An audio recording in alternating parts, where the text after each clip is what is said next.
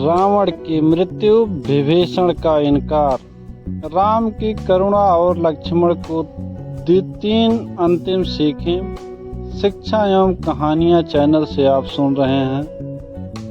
यह कथा वह रावण जो राक्षस भी था, विद्वान भी, जो अहंकारी भी था, शिव भक्त भी, जिसकी मृत्यु राम के हाथों हुई। लेकिन अंत इतना आसान नहीं था। विभीषण ने उसका दाह संस्कार करने से मना कर दिया। पर क्यों? क्या रावण पापी था?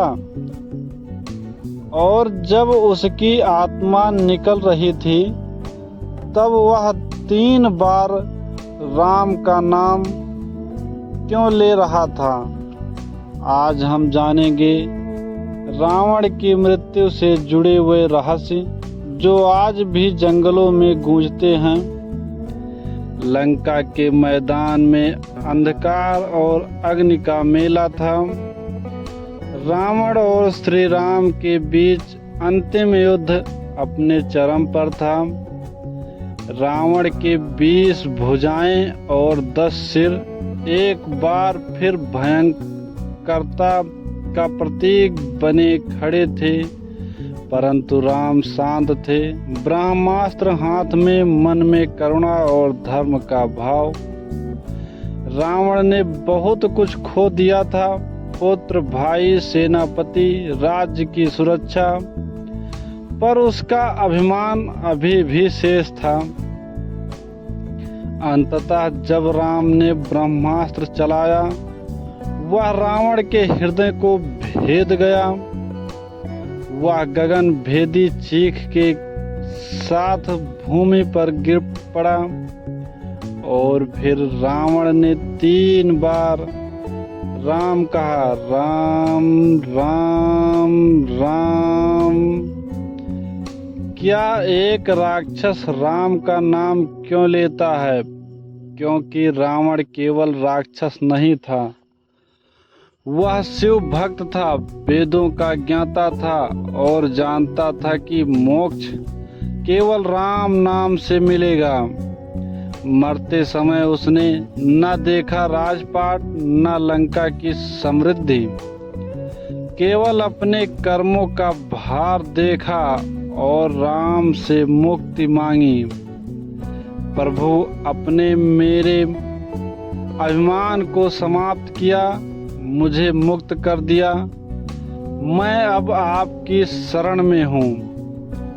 रावण के मृत शरीर के पास जब सब इकट्ठा हुए तो श्री राम ने विभीषण से कहा, विभीषण, अपने भ्राता का अंतिम संस्कार करो, यह तुम्हारा धर्म है।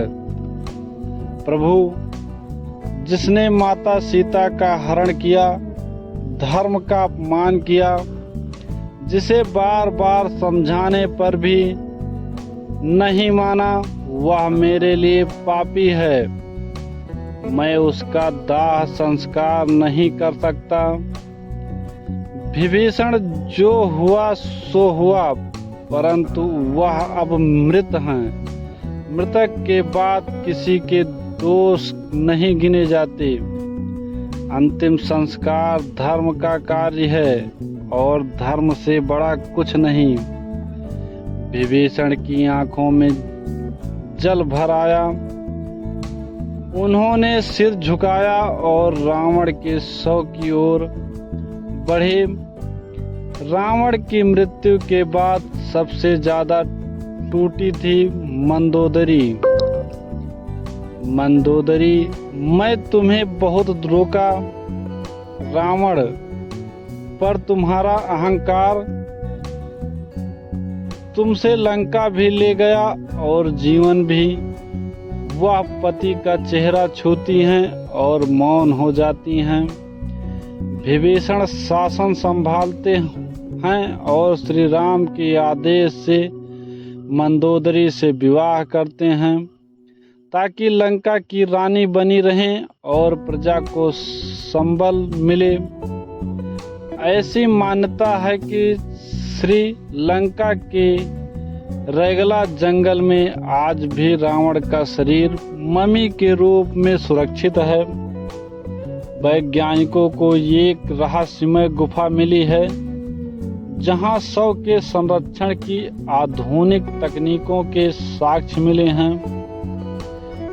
कुछ मानते हैं कि रावण आयुर्वेद और विज्ञान में इतना प्रवीण था कि उसने अपना शरीर संरक्षित करने की व्यवस्था पहले ही कर दी थी। लक्ष्मण, रावण अब मृत्यु के समीप है, पर वह महान विद्वान भी था। उससे कुछ सीखो। लक्ष्मण रावण के पास गए। पहले वह चुप रहा।